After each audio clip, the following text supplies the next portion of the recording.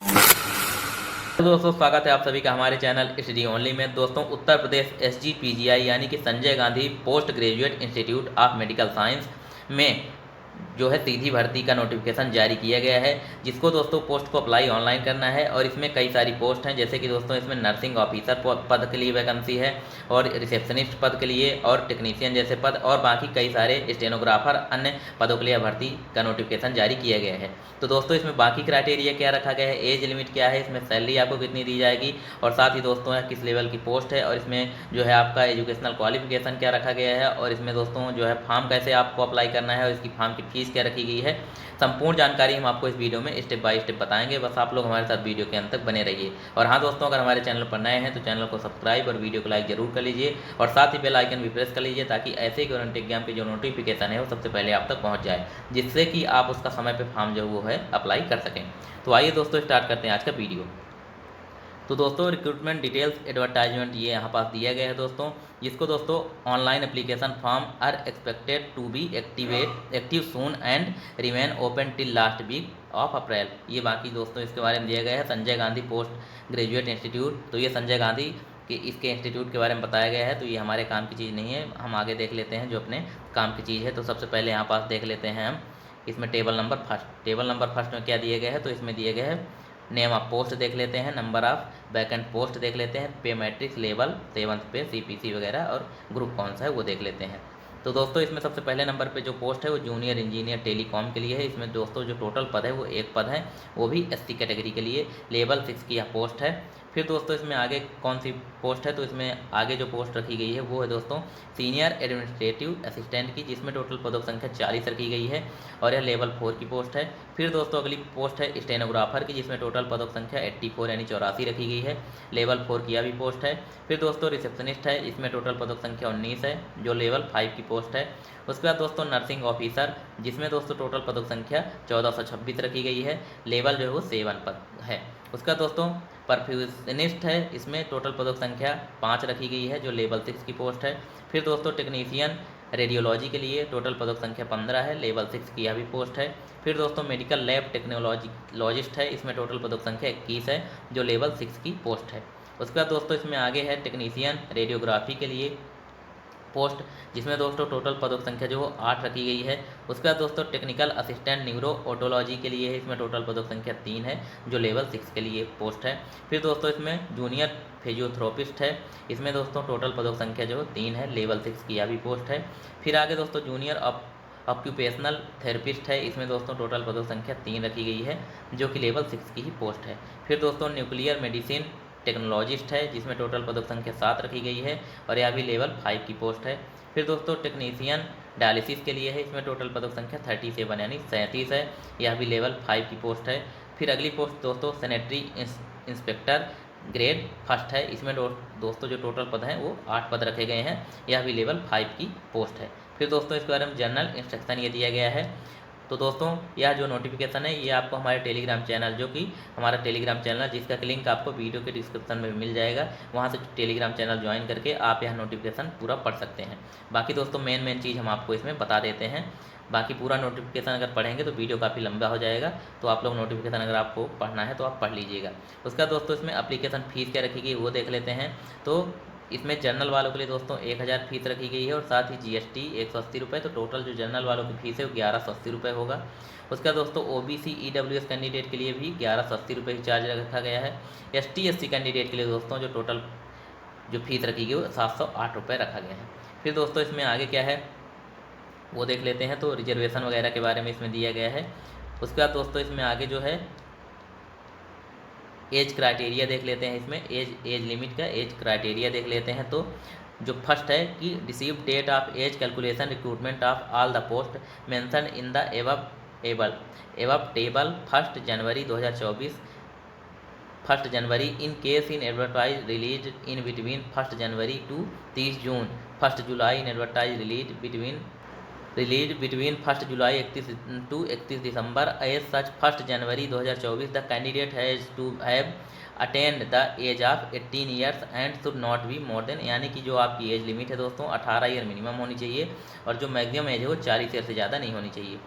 उसके बाद दोस्तों इसमें आगे है कि मतलब जो एज रिलैक्सेशन है दोस्तों वो दिया जाएगा, जिसमें कि दोस्तों ST/SC कैंडिडेट के लिए ST/SC कैंडिडेट के लिए 5 साल की जो एज रिलैक्सेशन की छूट है वो दी जाएगी, और दोस्तों OBC कैंडिडेट के लिए जो है वो 3 साल की जो एज में रिलैक्सेशन है वो दिया जाता है वो दिया जाएगा। उसके बाद दोस्तों इसमें आगे क्या है वो देख लेते हैं। तो इसमें एसेंशियल क्वालिफिकेशन एंड एक्सपीरियंस वगैरह देख लेते हैं। इसमें आपके पास क्वालिफिकेशन क्या होनी चाहिए। तो सबसे पहले दोस्तों इसमें जूनियर इंजीनियर टेलीकॉम पोस्ट के लिए इसमें दोस्तों आपके पास क्वालिफिकेशन और एक्सपीरियंस में first class diploma in telecommunication electronics engineering with 2 years experience in concern field, यानी कि दोस्तों आपके पास टेलीकम्युनिकेशन और इलेक्ट्रॉनिक्स में अगर आपके पास जो डिप्लोमा है इंजीनियरिंग का वो हो और साथ ही 2 साल का एक्सपीरियंस हो तो आप इस पोस्ट को अप्लाई कर सकते हैं। उसके बाद दोस्तों अगली जो पोस्ट है वो है सीनियर एडमिनिस्ट्रेटिव असिस्टेंट की। इसके लिए दोस्तों आपके क्वालिफिकेशन में graduate with knowledge of nothing drafting and knowledge of computer होना चाहिए आपके पास। उसके बाद दोस्तों इसमें टाइपिंग स्पीड आपकी जो 30 वर्ड पर मिनट होनी चाहिए इंग्लिश में, और हिंदी में टाइपिंग वर्ड आपकी 25 वर्ड पर मिनट होनी चाहिए। और साथ ही दोस्तों इसमें एक्सपीरियंस मिनिमम 1 साल का जो है एक्सपीरियंस आपके पास होना चाहिए किसी भी government public service undertaking autonomous government organisation including contractual outsource workers और वर्किंग इन गवर्नमेंट ऑर्गेनाइजेशन। किसी भी क्षेत्र में आपके पास 1 साल का अगर इनमें से 1 साल का एक्सपीरियंस है तो आप पोस्ट को अप्लाई कर सकते हैं। उसके बाद दोस्तों after appointment candidates will be compulsory required to learn bilingual typing in both Hindi and English, यानी कि दोस्तों जब आपका इसमें सिलेक्शन हो जाएगा उसके बाद दोस्तों आपको जो है वो दोनों टाइपिंग आनी चाहिए, इंग्लिश की टाइपिंग भी और हिंदी की टाइपिंग भी आपको सीखना पड़ेगा। उसके बाद दोस्तों इसमें अगली जो पोस्ट है वो है स्टेनोग्राफर की, जिसमें दोस्तों आपके पास क्वालिफिकेशन में एक तो आप सबसे पहले ग्रेजुएट होना चाहिए तो आप इसको अप्लाई कर सकते हैं। साथ ही दोस्तों स्टेनोग्राफी की जो स्पीड है आपकी 80 वर्ड पर मिनट हिंदी में होनी चाहिए और इंग्लिश में दोस्तों होनी चाहिए 80 वर्ड पर मिनट। उसका दोस्तों इसमें टाइपिंग स्पीड जो है वो 25 वर्ड पर मिनट आपकी हिंदी में और 30 वर्ड पर मिनट जो है इंग्लिश में टाइपिंग स्पीड होनी चाहिए। उसका दोस्तों इसमें नॉलेज इन कंप्यूटर एप्लीकेशन का होना चाहिए। साथ ही दोस्तों after appointment candidates will be compulsory required to learn bilingual both Hindi and English, यानी कि दोस्तों अपॉइंटमेंट अगर इसमें आपका सिलेक्शन हो जाता है तो अपॉइंटमेंट के बाद दोस्तों आपको कंपलसरी है कि हिंदी और इंग्लिश दोनों टाइपिंग आनी चाहिए, सीखनी पड़ेगी। उसके बाद दोस्तों इसमें आगे है अगली जो पोस्ट है वो है दोस्तों रिसेप्शनिस्ट की। रिसेप्शनिस्ट पोस्ट के लिए दोस्तों आपके पास जो क्वालिफिकेशन रखी गई है वो degree from a recognised university, यानी कि आपका ग्रेजुएशन होना चाहिए किसी भी रिकॉग्नाइज्ड यूनिवर्सिटी से। फिर दोस्तों post graduate diploma in journalism public relations desirable, यानी कि दोस्तों पोस्ट ग्रेजुएट अगर हो पोस्ट ग्रेजुएशन आपके पास तो जर्नलिज्म हो या तो फिर पब्लिक रिलेशंस के साथ आपका जो है पोस्ट ग्रेजुएशन हो तो आप इस पोस्ट को अप्लाई कर सकते हैं। फिर दोस्तों इसमें experience in public relations publications printing publishing, इसके लिए मतलब इस क्षेत्र में इन क्षेत्रों में आपके पास जो है वो एक्सपीरियंस होना चाहिए। और साथ ही दोस्तों exposure to working personal computer, यानी कंप्यूटर पे भी आपको काम आना चाहिए। उसके बाद दोस्तों इसमें जो अगली पोस्ट रखी गई वो है नर्सिंग ऑफिसर की, जिसमें दोस्तों सबसे ज़्यादा वैकेंसी है। तो इसमें इसके लिए जो क्वालिफिकेशन आपके पास होनी चाहिए वो क्वालिफिकेशन में आपका सबसे पहले BSc ऑनर्स नर्सिंग और BSc nursing from an Indian nursing council recognised university से आपके पास, यानी कि जो ऑर्गेनाइजेशन है रिकॉग्नाइज इंस्टीट्यूट है वो INC उसके पास होना चाहिए, वहीं से इंडियन नर्सिंग काउंसिल हो उसके पास, तो वहाँ से अगर आप BSc नर्सिंग किए हैं तो इस पोस्ट को अप्लाई कर सकते हैं। उसका दोस्तों इसमें BSc पोस्ट सर्टिफिकेट आपके पास होना चाहिए। साथ ही दोस्तों post basic BSc nursing from an Indian nursing council recognised institute board of university से होना चाहिए। साथ ही दोस्तों इसमें registered as nurse and midwife in state Indian nursing council का आपके पास जो है वो रजिस्ट्रेशन जो होता है वो भी आपके पास होना चाहिए। उसका या फिर दोस्तों आपका diploma in general nursing midwifery from an Indian nursing council, या फिर आपके पास अगर BSc नर्सिंग नहीं है तो जो GNM होता है जनरल नर्सिंग मिडवाइफरी ये हो तो भी आप इसको हम पोस्ट को अप्लाई कर सकते हैं। उसके अलावा दोस्तों registered as nurse and midwifery in state Indian nursing council, यानी कि आपके पास जो है वो रजिस्ट्रेशन भी होना चाहिए स्टेट या इंडियन नर्सिंग काउंसिल का। फिर दोस्तों 2 years experience in minimum 50 bedded hospital after acquiring the educational qualification mention एवं, यानी कि दोस्तों आपका जो मिनिमम 2 साल का एक्सपीरियंस होना चाहिए, 50 बेड की हॉस्पिटल में आपने कार्य किया हो तो उसका 2 साल का एक्सपीरियंस होना चाहिए। दोस्तों अगली पोस्ट है परफ्यूशनिस्ट की, तो इसके लिए जो क्वालिफिकेशन रखा गया है BSc degree in medical perfusion from recognised institute university से आपके पास बीएससी होना चाहिए। उस और साथ ही दोस्तों BSc degree from a recognised university with certificate in perfusion technology awarded by a recognised institute association authority such as association of thoracic and cardiovascular surgeons of India के द्वारा आप अवार्डेड हों। और साथ ही दोस्तों after minimum 1 year training in centre with CBTS services में आपका जो है 1 साल की ट्रेनिंग रही हो तो आप इस पोस्ट को अप्लाई कर सकते हैं। और साथ ही दोस्तों 1 साल का एक्सपीरियंस इन क्लिनिक परफ्यूजन में भी आपके पास होना चाहिए, 1 साल का जो एक्सपीरियंस हो। साथ ही दोस्तों इसके बाद दोस्तों जो अगली पोस्ट है वो है टेक्नीशियन रेडियोलॉजी की। इसके लिए आपके पास क्वालिफिकेशन दोस्तों 10+2 होना चाहिए, साइंस सब्जेक्ट और equivalent from recognised board of university से, किसी भी रिकॉग्नाइज्ड बोर्ड से या यूनिवर्सिटी से आपके पास जो है 10+2 होना चाहिए, वो भी सब्जेक्ट आपका साइंस हो। उसके बाद दोस्तों इसमें 2 साल का डिप्लोमा होना चाहिए, रेडियोग्राफी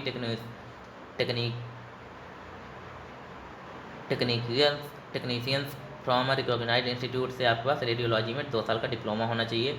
और साथ ही दोस्तों 1 साल का अगर एक्सपीरियंस रेडियोलॉजी में है तो रेडियोग्राफर में आपका 1 साल का एक्सपीरियंस भी होना चाहिए। या फिर दोस्तों अगर ये इतना सारा ये चीज़ नहीं है तो आपके पास फिर बीएससी ऑनर्स या 3 साल का जो कोर्स होता है रेडियोग्राफी का रिकॉग्नाइज्ड यूनिवर्सिटी से इंस्टीट्यूट से वो हो तो भी आप इस पोस्ट को अप्लाई कर सकते हैं। फिर दोस्तों जो अगली पोस्ट है वो मेडिकल टेक्नोलॉजिस्ट की है। इसके लिए जो आपके पास क्वालिफिकेशन रखी गई है वो आपके पास क्वालिफिकेशन में bachelor degree in medical laboratory में आपके पास बैचलर डिग्री होनी चाहिए, medical laboratory science from government recognised university institution with 2 years relevant experience in laboratory attend with a hospital having minimum, यानी कि दोस्तों आपके पास जो है ये डिग्री होनी चाहिए। और साथ ही दोस्तों आपके पास 100 बेड का जो है 2 साल का एक्सपीरियंस भी होना चाहिए तो आप इस पोस्ट को अप्लाई कर सकते हैं। 100 बेड का जो है एक्सपीरियंस होना चाहिए, 100 बेड हॉस्पिटल का। फिर दोस्तों इसमें टेक्नीशियन रेडियोग्राफी के लिए अगला जो है पोस्ट वो टेक्नीशियन रेडियोग्राफी है। इसके लिए क्वालिफिकेशन आपका 10+2 विथ साइंस सब्जेक्ट और equivalent from a recognised board of university से आपके पास 10+2 होना चाहिए साइंस सब्जेक्ट से। और साथ ही दोस्तों 2 साल का डिप्लोमा होना चाहिए रेडियोग्राफी में। और साथ ही दोस्तों 1 साल का एक्सपीरियंस होना चाहिए रेडियोथेरेपी टेक्नीशियन में। या फिर दोस्तों आपके पास बीएससी ऑनर्स 3 साल कोर्स जो होता है radiography from a recognised university institute से ये हो तो आप पोस्ट को अप्लाई कर सकते हैं। उसके बाद दोस्तों जो इसमें अगली पोस्ट रखी गई वो है टेक्निकल असिस्टेंट न्यूरो ऑटोलॉजी की। इसके लिए जो क्वालिफिकेशन है आपका BSc degree in speech and hearing from a recognised institute university से आपके पास बीएससी होनी चाहिए। साथ ही दोस्तों desirable BSc honours speech and hearing clinical experience in hospital neuro otology, मतलब न्यूरो ऑटोलॉजी हॉस्पिटल से आपके पास एक्सपीरियंस भी होना चाहिए, इस पोस्ट को तभी अप्लाई कर सकते हैं। उसके बाद दोस्तों जूनियर फिजियोथेरेपिस्ट के लिए आपके पास जो क्वालिफिकेशन है वो इंटर साइंस होना चाहिए आपके पास। साथ ही मास्टर डिग्री इन फिजियोथेरेपी में आपके पास मास्टर डिग्री होनी चाहिए तो आप इस पोस्ट को अप्लाई कर सकते हैं। फिर अगली जो पोस्ट है दोस्तों वो है जूनियर ऑक्यूपेशनल थेरेपिस्ट की। इसके लिए क्वालिफिकेशन में आपका इंटर साइंस से होनी चाहिए आपकी, और साथ ही master degree in occupationally therapy में आपके पास मास्टर डिग्री होनी चाहिए इस पोस्ट के लिए भी। फिर दोस्तों अगली जो पोस्ट है न्यूक्लियर मेडिसिन टेक्नोलॉजिस्ट की। इसके लिए जो क्वालिफिकेशन है BSc in life science and other science plus 1 year diploma in medical radiation and isotope techniques DMRIT और इक्विवेलेंट अप्रूव्ड बाय, ये आपके पास होना चाहिए बीएससी इन लाइफ साइंस में तो आप इस पोस्ट को अप्लाई कर सकते हैं। और साथ ही दोस्तों 1 साल का जो पोस्ट डिप्लोमा है DMIRT registered nuclear medicine facilities से, तो ये 1 साल का डिप्लोमा भी आपके पास होना चाहिए तो आप इस पोस्ट को अप्लाई कर सकते हैं। फिर जो अगली पोस्ट रखी गई दोस्तों वो है टेक्नीशियन डायलिसिस की। इसके लिए क्वालिफिकेशन आपके पास बीएससी इन डायलिसिस टेक्नोलॉजी में हो या फिर आपके पास BSc with diploma dialysis technology में हो, 2 साल का एक्सपीरियंस हो तो आप इस पोस्ट को अप्लाई कर सकते हैं। उसके बाद दोस्तों सैनिटरी इंस्पेक्टर ग्रेड फर्स्ट के लिए इसमें आपके पास मैट्रिकुलेशन और इक्विवेलेंट फ्रॉम रिकॉग्नाइज्ड बोर्ड यानी मैट्रिकुलेशन आपके पास होना चाहिए। साथ ही certificate of sanitary inspector course का होना चाहिए सर्टिफिकेट। उसके बाद दोस्तों इसमें 7 year experience in line preferably in a hospital of repute, यानी कि 7 साल का एक्सपीरियंस आपके पास होना चाहिए, तो आप इस पोस्ट को अप्लाई कर सकते हैं। उसके बाद दोस्तों इसमें आगे क्या दिया गया है वो देख लें। इसका फॉर्म भरते समय आपको क्या मतलब जानकारी होनी चाहिए, फॉर्म कैसे भरना है इसका। बिफोर फिलिंग ऑनलाइन एप्लीकेशन, यानी कि ऑनलाइन एप्लीकेशन भरने से पहले candidates must be ready with following, यानी कि कैंडिडेट को अपने ये सारे डॉक्यूमेंट रेडी करना है। तो सबसे पहले रिसेंट स्कैन कलर्ड फोटोग्राफ, यानी कि आप लेटेस्ट की रिसेंट की जो फोटोग्राफ है वो लगेगी स्कैन करके, जिसकी साइज़ दोस्तों इसमें 80 KB होनी चाहिए। 80 KB ज़्यादा इसकी साइज़ नहीं होनी चाहिए आपके फोटोग्राफ की। पासपोर्ट, फिर दोस्तों स्कैन सिग्नेचर, आपकी जो सिग्नेचर है वो भी स्कैन करके लगेगी, तो इसकी जो साइज़ है वो भी 80 KB से ज़्यादा नहीं होनी चाहिए। फिर दोस्तों वैलिड ईमेल आईडी आपको आपके पास होनी चाहिए, आपका वैलिड मोबाइल नंबर होना चाहिए। और साथ ही दोस्तों scanned image of marksheet, certificate 10+2, यानी 10th की मार्कशीट, 12th की मार्कशीट और diploma, graduation and post graduation जो भी पोस्ट को आप अप्लाई करेंगे उसके जो भी उसमें मांगा गया है उसका दोस्तों जो है वो मार्कशीट की स्कैन कॉपी लगेगी। तो 10th 12th और ग्रेजुएशन और पोस्ट ग्रेजुएशन की भी मार्कशीट आपके पास होनी चाहिए।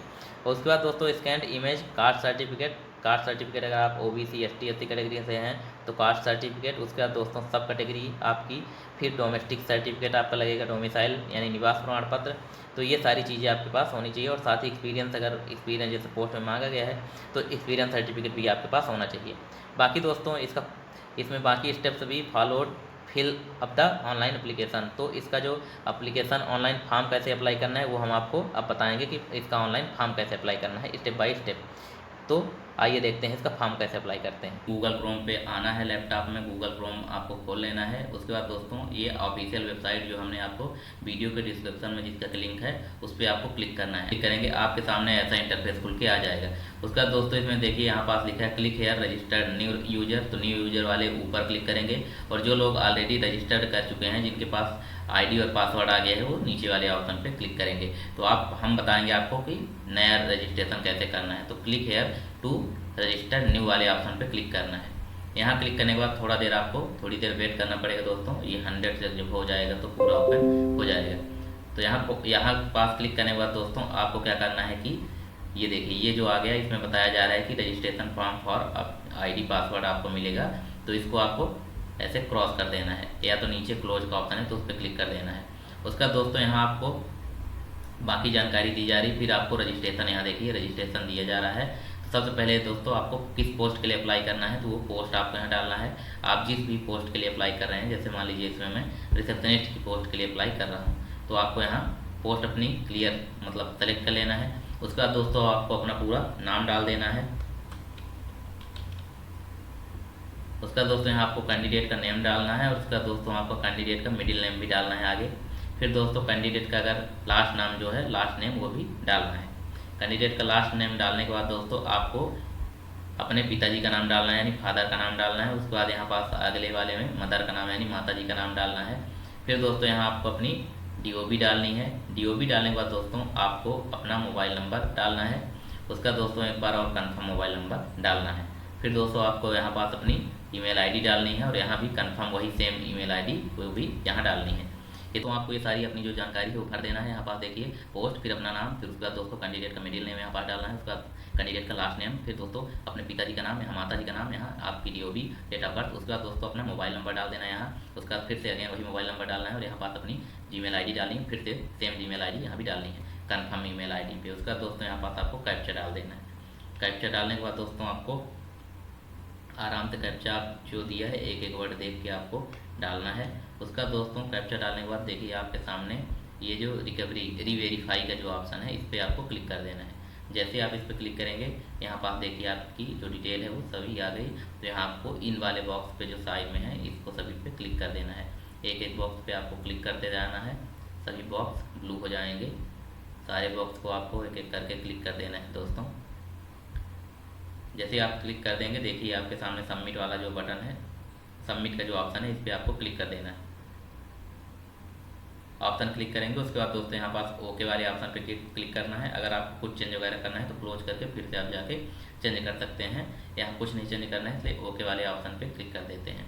ओके ऑप्शन पे क्लिक करने के बाद देखिए आपके सामने ये देखिए your registration has submitted successfully, go to application fill the application, यानी कि आपका रजिस्ट्रेशन सक्सेसफुली हो चुका है। अब आपको अपना रजिस्ट्रेशन यानी कि अपना एप्लीकेशन फॉर्म भरना है।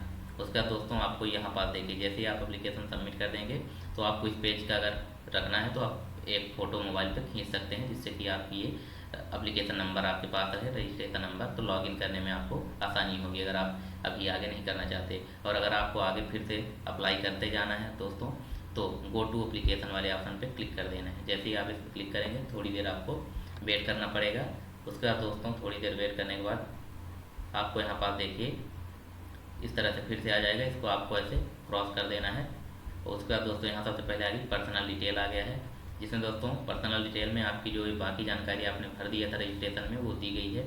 साथ ही दोस्तों आपको यहाँ अपना उसके बाद मैरिटल स्टेटस डालना है, अगर मैरिड हैं तो मैरिड, अनमैरिड हैं तो अनमैरिड, जो विडोवर है तो विडोवर है, डाइवोर्सी है तो डाइवोर्सी। उसके बाद नेशनलिटी डाल देनी है आपको, इंडियन है तो इंडियन, अदर है तो अदर। उसके बाद दोस्तों सेलेक्ट जेंडर आपको अपना सेलेक्ट करना है, मेल है फीमेल है जो भी हैं अदर हैं तो आप अपना जेंडर सेलेक्ट कर लीजिए। उसके बाद दोस्तों सेलेक्ट डोमिसाइल, उत्तर प्रदेश के हैं या अदर स्टेट के हैं तो आप उसको क्लिक कर दीजिए। अगर अदर स्टेट के हैं तो अदर स्टेट अदर पे, और यूपी के हैं तो उत्तर प्रदेश सेलेक्ट। फिर दोस्तों आप रिजर्व कैटेगरी के हैं, अनरिजर्व की, SC ST जिस भी कैटेगरी के हों आप वो वाला ऑप्शन पे क्लिक कर दीजिए।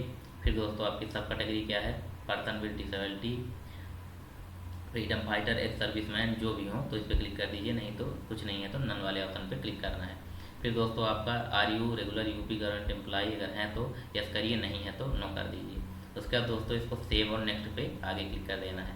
देखिए सेव और डाटा सेव सक्सेसफुली होगा। फिर दोस्तों आपको यहाँ पास अपना एड्रेस डालना है, तो इसमें दोनों एड्रेस है दोस्तों, एक तो आपका करेंट मतलब जहाँ आप अभी रह रहे हो, करस्पॉन्डेंस एड्रेस होता है, करेंट मतलब जहाँ रह रहे हैं वो, और एक ये परमानेंट। अगर आप दोनों एड्रेस सेम है तो आपको जो यहाँ पास ये बॉक्स दिख रहा है दोस्तों, ये इस परमानेंट एड्रेस सेम, तो इस वाले ऑप्शन पे एस पे क्लिक कर देंगे तो नीचे भी सेम टू सेम एड्रेस हो जाएगा।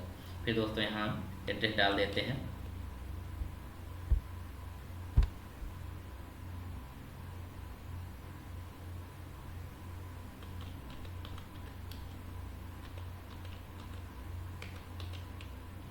जो भी एड्रेस हो आपका यहाँ डाल सकते हैं। उसका दोस्तों देखिए अपनी कंट्री सेलेक्ट करना है आपको, इंडिया।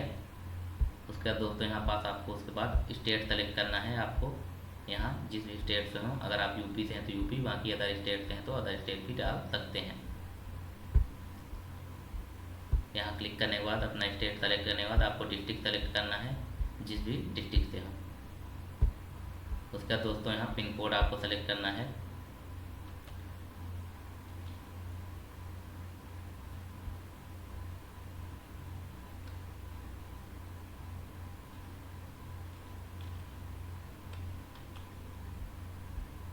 उसका दोस्तों यस परमानेंट वाले ऑप्शन पे क्लिक कर देना है।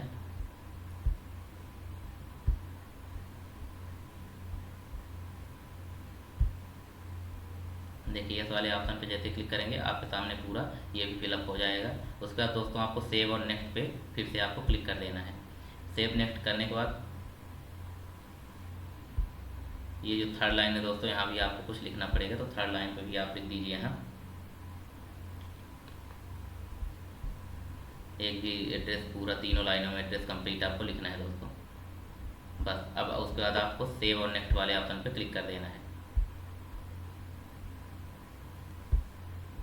यहाँ यस करने के बाद परमानेंट एड्रेस वाले यस करने के बाद दोस्तों आपको यहाँ आपको पहले यस करना है। उसका दोस्तों आपको सेव और नेक्स्ट वाले ऑप्शन पे क्लिक कर देना है। देखिए सेव आपका सक्सेसफुली डाटा सेव हो गया। अब आपको क्वालिफिकेशन जो पूछा गया है वो बताना है। तो सबसे पहले आपको यहाँ अपने 10th के बोर्ड मतलब स्कूल का नाम बताना है, फिर आपकी पासिंग ईयर कब है वो बताना है, और रिजल्ट टाइप किस टाइप का रिजल्ट था, परसेंटेज में था या CGPA में था, जो भी हो आप इस पर डाल सकते हैं। तो यहाँ हम सबसे पहले अपना ईयर देख लेते हैं, पासिंग ईयर अपना 10th आपने कब पास किया है, और बोर्ड देख लेते हैं, यूपी बोर्ड MP बोर्ड जहाँ से भी आपने पास किया हो आप इसमें डाल सकते हैं, डालना है आपको। फिर उसके बाद दोस्तों आपके मार्क्स कितने थे, कितने मिले थे आपको,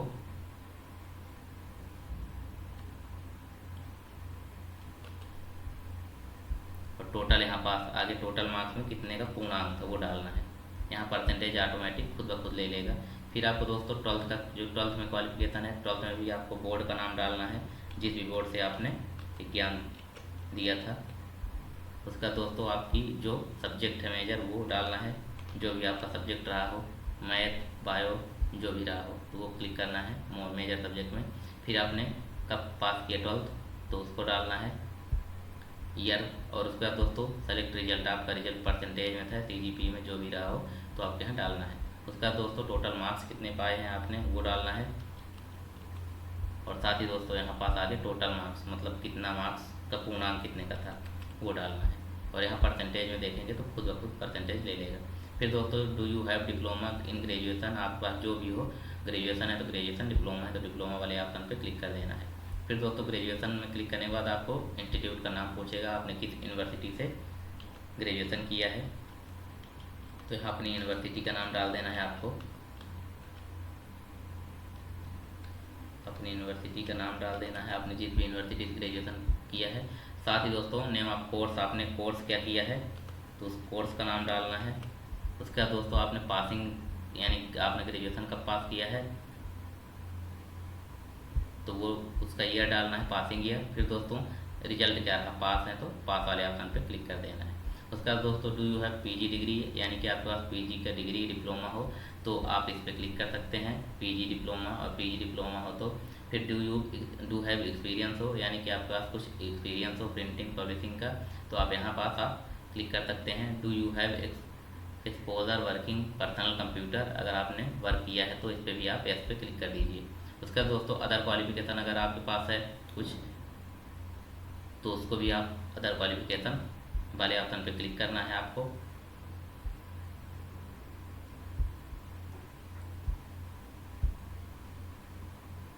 आपने दोस्तों यहाँ PG में क्या किया है तो पोस्ट ग्रेजुएशन का भी यहाँ आपको किस यूनिवर्सिटी सबसे पहले किए हैं तो यहाँ आपको सबसे पहले अपनी यूनिवर्सिटी का नाम डालना है पोस्ट ग्रेजुएशन के लिए। फिर उसका दोस्तों आपका कोर्स का नाम क्या है, जो भी आपने कोर्स किया है पोस्ट ग्रेजुएशन में उसको डालना है। पासिंग ईयर आपकी कब रही, पासिंग ईयर आपको डाल देना है। उसका दोस्तों सेलेक्ट रिजल्ट जो है इसमें भी पास वाले ऑप्शन पे क्लिक कर देना है। फिर दोस्तों आपका अदर क्वालिफिकेशन कुछ हो तो डाल सकते हैं, नहीं है तो मत डालिए। ऐसे ही दोस्तों पोस्ट ग्रेजुएशन हो तो आप डाल सकते हैं, नहीं हो तो पोस्ट ग्रेजुएशन कभी न डालिए। उसका दोस्तों इसमें आगे है आपका देखिए डिटेल एक्सपीरियंस, अगर एक्सपीरियंस आपके पास कुछ है तो इस वाले ऑप्शन पर क्लिक करके आप आगे अपनी डिटेल ऐड कर सकते हैं रो में। यहाँ देखिए ऐड न्यू रो है तो यहाँ नया एक्सपीरियंस अपना ऐड कर सकते हैं, और अगर नहीं है तो आप सेव और नेक्स्ट करके आगे बढ़ जाइए। देखिए please enter name of the organisation of 1 साल का जो है एक्सपीरियंस आपको चाहिए तो यहाँ आपको एक्सपीरियंस 1 साल का जो है उसको लिखना पड़ेगा, आपने कहाँ काम किया है तो 1 साल का जो है वो एक्सपीरियंस यहाँ आपको अगर होगा तभी आप इस काम को आगे अप्लाई कर पाएंगे। तो यहाँ आपको सबसे पहले अपना एक्सपीरियंस लिखना है जिस भी संस्था में आपने काम किया है।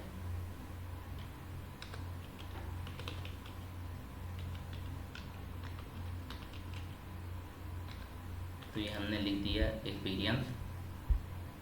यहाँ आपको लगभग आपने कितने साल काम किया है तो वो आपको यहाँ समय लिखना है। फिर दोस्तों आपने कब से स्टार्ट किया था, कब से कब तक आपने काम किया है वो आपको इसमें लिखना है। तो यहाँ आपको ईयर डाल देना है, जिस भी साल से आपने काम किया हो,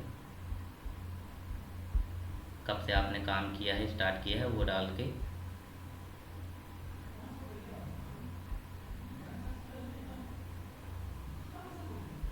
फिर दोस्तों आपको सेव और नेक्स्ट पे क्लिक कर देना है।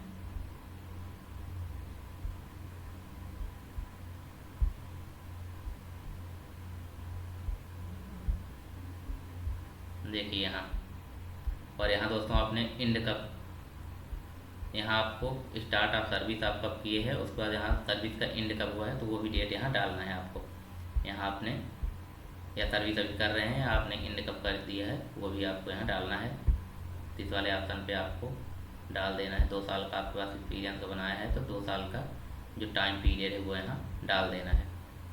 उसका दोस्तों देखिए 2 साल 5 दिन आपके हो गए। उसका दोस्तों सेव और नेक्स्ट पे फिर से ऑप्शन पे क्लिक कर देना है। सेव नेक्स्ट पे क्लिक करने के बाद आप देखिए डाटा सेव हो गया। अब आपको एग्जाम सिटी के लिए प्रेफर करना है। सबसे पहली प्रायोरिटी क्या देंगे, जो भी एग्जाम मतलब आपको सिटी चूज करना है तो यहाँ एमपी में है, देखिए रायपुर, न्यू दिल्ली, अहमदाबाद, चंडीगढ़, रांची, बेंगलुरु, भोपाल, इंदौर, जबलपुर, मुंबई, जो भी ऑप्शन आपको सबसे पहले चूज करना है आप चूज कर सकते हैं। उसका दोस्तों फिर दोस्तों आपको तीनों ऑप्शन लाइन से चूज कर लेना है, जो जो आपको जहाँ पास पड़े। उसका दोस्तों सेव और नेक्स्ट पे फिर से आपको क्लिक कर देना है। सेव नेक्स्ट पे क्लिक करने के बाद दोस्तों आपको अपने डॉक्यूमेंट यानी कि कॉपी या रिसेंट फोटोग्राफ, आपको अपनी एक रिसेंट फोटोग्राफ, तो यहाँ ऑप्शन पे क्लिक करना है और फोटोग्राफ के बाद दोस्तों ड्राफ्ट फाइल हेयर वाले ऑप्शन पे क्लिक कर देना है। यहाँ जैसे ही क्लिक करेंगे आप, आपके सामने आपने जहाँ ये देखिए आपके सामने ऐसा इंटरफेस खुलेगा, मतलब यहाँ पास आप आ जाएंगे। यहाँ जो आपकी रिसेंट फ़ोटो वहाँ उस पर क्लिक करके आप अपनी फ़ोटो क्लिक कर सकते हैं। फाइल साइज लेन देन स्पेसिफाइड, यानी कि फाइल की जो साइज़ है दोस्तों वो 50 KB से 200 KB के बीच होनी चाहिए। फ़ोटो की जो साइज़ है वो 50 KB से 200 KB के बीच होनी चाहिए। फिर दोस्तों स्कैन कॉपी ऑफ सिग्नेचर, यहाँ आपको इस वाले ऑप्शन पर क्लिक करके अपनी सिग्नेचर अपलोड करनी है। और सबसे पहले दोस्तों आपको जो अपनी फ़ोटो की साइज़ है वो 50 से 200 KB के बीच रख लेनी है। और साथ ही दोस्तों जो सिग्नेचर की साइज़ है इसको भी 50 से 200 KB के बीच रख लेनी है बना के। उसके बाद ही अपलोड करिएगा, नहीं तो फिर फॉर्म तक भरने के लिए प्रोसेस करिएगा। फिर दोस्तों इसमें हाई स्कूल की जो सर्टिफिकेट है उसको भी देख लेते हैं। तो यहाँ हाई स्कूल का सर्टिफिकेट आपको अपलोड करना है। तो इसकी जो साइज़ है दोस्तों वो 1100 KB से 1 MB के बीच होनी चाहिए, हाई स्कूल की सर्टिफिकेट का है। उसका दोस्तों इसमें ये जो बाकी सर्टिफिकेट है इनकी भी जो साइज़ है दोस्तों वो 100 KB से 1 MB के बीच आपको बना के तब अपलोड करना है। सारे स्कैन करके सारे जो डॉक्यूमेंट हैं उनको 100 KB से लेके 1 MB तक आपकी जो साइज़ है वो होनी चाहिए। उसके बाद दोस्तों देखिए लास्ट में आपका कैंडिडेट नेम आ जाएगा और ये एप्लीकेशन फ़ीस आ जाएगी। तो 1180 रुपये आपको यहाँ फ़ीस पेमेंट करना है। यहाँ फिर दोस्तों इस वाले बॉक्स पे क्लिक करके ये देखिए आपका जो ये आ जाएगा, कैप्चा कोड डाल देना है। यहाँ कैप्चा कोड डालने के बाद दोस्तों सबमिट कर देंगे। सबमिट के बाद आपको पेमेंट का ऑप्शन आ जाएगा, तो पेमेंट करके आपका जो फाइनल सबमिशन है फॉर्म का वो हो जाएगा। और बाकी दोस्तों अगर आपको कुछ डाउट हो तो कमेंट बॉक्स में हमें कमेंट कर सकते हैं, तो हम आपको बता देंगे कैसे अप्लाई करना है। बाकी हमने आपको सारी जानकारी दे दी है, हमें फॉर्म अप्लाई करना नहीं है तो हम पेमेंट नहीं कर रहे हैं। और दोस्तों स्कैन मतलब डॉक्यूमेंट जो स्कैन है उनको ध्यान रखिएगा कि सारे डॉक्यूमेंट जो है फ़ोटो और सिग्नेचर के अलावा फ़ोटो और सिग्नेचर की जो साइज़ है वो 50 से 100 KB होनी चाहिए, इसके बीच ही होनी चाहिए। और बाकी जो आपके डॉक्यूमेंट है इनकी जो है 100 KB से लेके 1 MB तक जो है वो आपकी इमेज की साइज़, डॉक्यूमेंट की साइज़ होनी चाहिए, तो अपलोड आराम से हो जाएगा आसानी से। नहीं तो फिर क्या है दोस्तों, आपको फॉर्म के बीच आपको फ़ोटो वगैरह और डॉक्यूमेंट वगैरह बनाना पड़ेगा। तो इससे पहले आप सब चीज़ डॉक्यूमेंट बना के रेडी कर लीजिएगा। तो दोस्तों ये आपका पूरी तरह से फॉर्म कंप्लीट हो जाएगा। इस तरह से आप घर बैठे फॉर्म अप्लाई कर सकते हैं। और हाँ दोस्तों, अगर ऐसे गवर्नमेंट एग्जाम के जो नोटिफिकेशन है सबसे पहले आप तक पहुंच जाएं और साथ ही फॉर्म कैसे अप्लाई करना है उसके बारे में जानकारी लेनी है तो हमारा चैनल जो स्टडी ओनली है इसको आप सब्सक्राइब जरूर कर लीजिए और साथ ही बेल आइकन भी प्रेस कर लीजिए, ताकि ऐसे ही गवर्नमेंट एग्जाम के जो नोटिफिकेशन है समय पर आपको मिलते रहें, जिससे कि आप समय पर उनका फॉर्म जो है अप्लाई कर सकें। तो मिलते हैं दोस्तों नेक्स्ट वीडियो में, तब तक के लिए धन्यवाद।